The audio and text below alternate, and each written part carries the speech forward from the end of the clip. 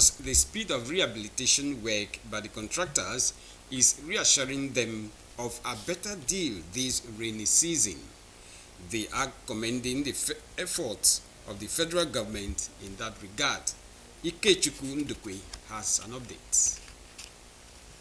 River State's history of exchange of goods and services dates back to pre-colonial days, with rivers serving as routes to export finished goods, while Aba serves as a hub for finished products. No wonder the reconstruction of Aba Port Harcourt Road came as a big relief, as travelers in the past suffered untold hardship plying the highway. The government are trying very, very well, and the workers now they are putting more effort to make sure we didn't suffer what we suffered last year, so that everything will be okay for us. So we say, may God bless them and bless the workers that are doing this thing. For now, they are fast. They are trying for now. I'm praying. Let them continue walking the road to join that Imo Bridge. That we are our boundary between Abia and the rivers.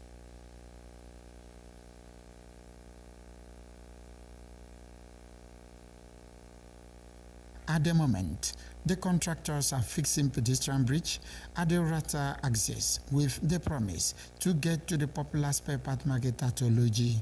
Respondents commend federal government and the Minister of Works, Dave Omahe, for the quality job.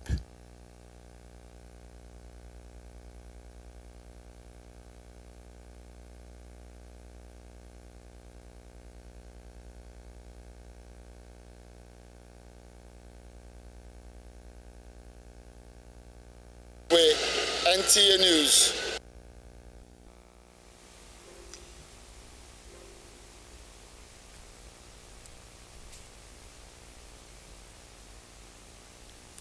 Four medical practitioners and Alliance Hospital Abuja have been arraigned before the High Court of the Federal Capital Territory sitting in Zoba. The defendants pleaded not guilty to the 11th count charge preferred against them by the National Agency for the Prohibition of Trafficking Persons. The five defendants were arraigned for their alleged involvement in human organ harvest. The presiding judge, Justice Kazia Ogonaya, granted them bail with a warning to make themselves available for trial. Also, the court ordered them to deposit their traveling document with the court registrar, while the criminal case has been adjourned to 6th May 2024 for commencement of trial.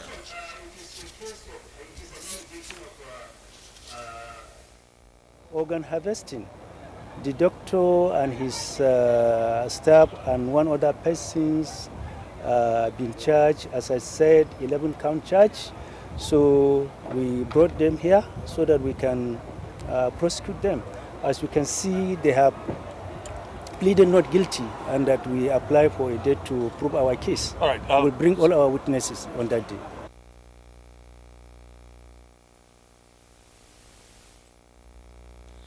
The rising cost of foodstuff and services.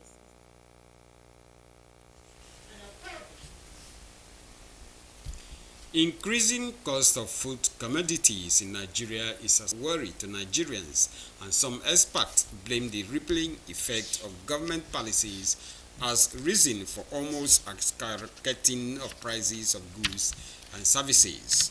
The effect on Nigerians, analysts describe as a call for concern as Nigerians advocate better food policies to question its effect. Evelyn Badueku reports. Cost of foodstuff and services is taking its toll on Nigerians, and Akwa Ibom is not an exception, with prices of commodities soaring and becoming far from reach of the poor. On daily basis, traders literally struggle with exchange rates to purchase goods for sale. When I joined this business many years ago, like 2016, there are products that have increased more than 5 times of the price before. So like the pig tape then was 6,850. Now it's 22,500. If you budget that you are coming to buy a particular product at a price, just have it at the back of your mind that you are going to see a different price, because companies bring out prices per second, per minute, per day. And most of the times we will just get confused on which price to sell. Like likewise, this rice now per bag is 85,000 a bag. Then all this local one, way Sunday, that one 45,000. All those things, like prices are high now. Statistics by the MBS indicates about 35 inflationary increase in food items as of January 2024. The seller finds out that there are no buyers. Certainly that seller would rethink, because you are buying because you're able to sell. You would say, oh, if I buy it at this price, nobody will buy from me, so I will not buy it. And in that same chain, in that same ladder, the steps going downwards, the prices would come down. The thing is hinged on the function of demand and supply. Commodities mostly affected are grains, yam tubers, oil and beverages, among other items. And as these prices continue to soar, Nigerians are worried over this trend and the way out of it. Everybody, this one is as clear as day now. Everybody knows that the thing is very bad now. Like as I'm coming here today, now tomorrow I'll come here and they'll say the price has changed, it has increased. It will not decrease, it's always increasing. So that is how it is. That is how bad it is. Salary earners, you know what it means. It's maybe you are budgeting 15,000 for the month, you end up spending 30,000, and our salary is not increasing by the day. So it affects everyone. Amidst this rising cost of food prices, the federal government unveiled some proactive measures of intervention to cushion its impact, declaring a state of emergency on food security.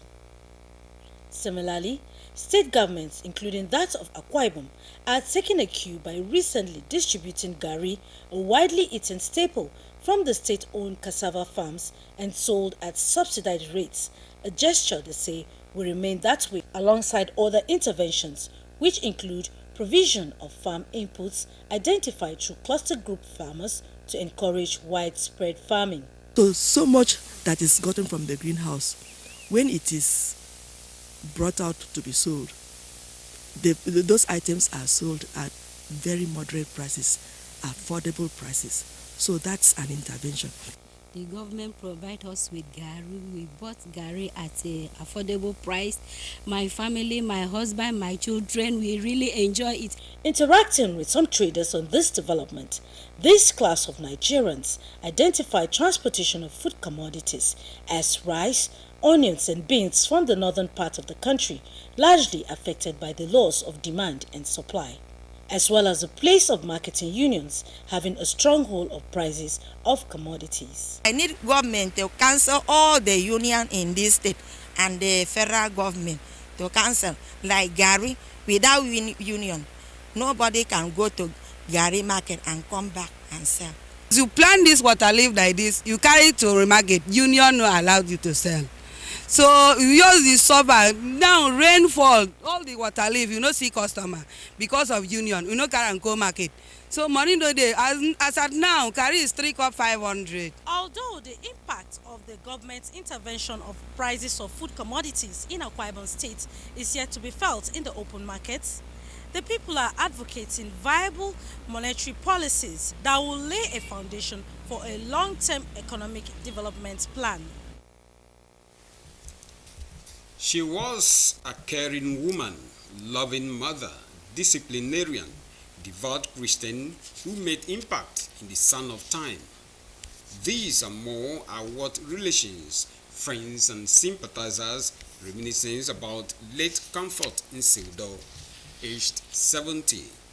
Late Comfort Nsildo is laid to rest in her hometown, Utu Ikorekpenyong, Ikorekpene local government area of the state. Emide Omo reports.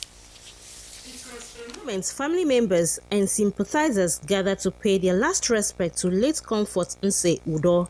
Preaching on the theme, "You must work to prove yourself worthy," Very Reverend Moses Udo charged Christians to walk in God's precept by obeying his commandments, as man will give account of his deeds on the last day. Let everyone who names the name of the Lord depart from iniquity. Iniquity is iniquity. Each Christian must live in a way that tomorrow shall come and a day like this shall come. Biography of the deceased, read by her daughter, shows that late Comfort Nsildo was a devout Christian who made impact in the Christian fold and society. Relations and sympathizers speak on the lives and times of late Comfort Nse Udo. She was a very disciplined woman, very kind-hearted and very caring. That is why we are all happy today to give her a befitting burial. My mother was a peaceful, wonderful, caring, loving, and accommodating mother. I want to thank God for the life of my mom, a life well spent. She was a caring mother, a disciplinarian. I don't know what to say. She was a mother indeed, a great teacher. My advice to the family is to continue to stay together, to love one another, and also imbue the good leadership qualities this woman exhibited while alive. She's a loving grandmother. She's a caring woman and a disciplined woman. The deceased is survived by children, siblings, in-laws, and a host of other relatives to mourn her demise. Thereafter, Very Reverend Ubun Usoro, who is a brother to the deceased, marked his birthday.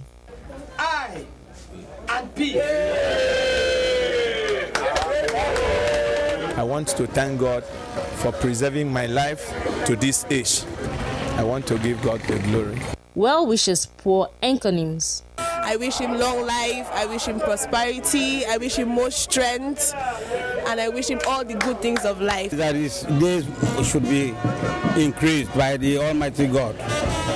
Should have more years of celebrations like this. Very Reverend Ubun Usoro is 54 years old. From Ikatekpene, Emediomo, NNews. And it is on that note we end the news this morning. Abasianyanga is standing by for the day's news translation.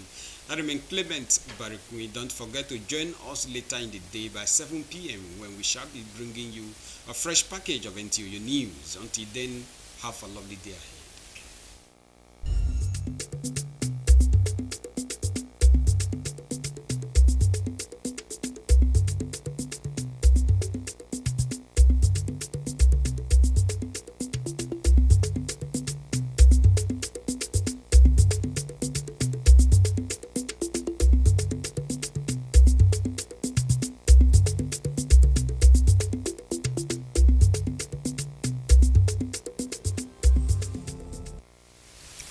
State nyen ebengidem adidi na yufa woto mbetola kedi nam mpo mbanga utomutoywa utomuso kwa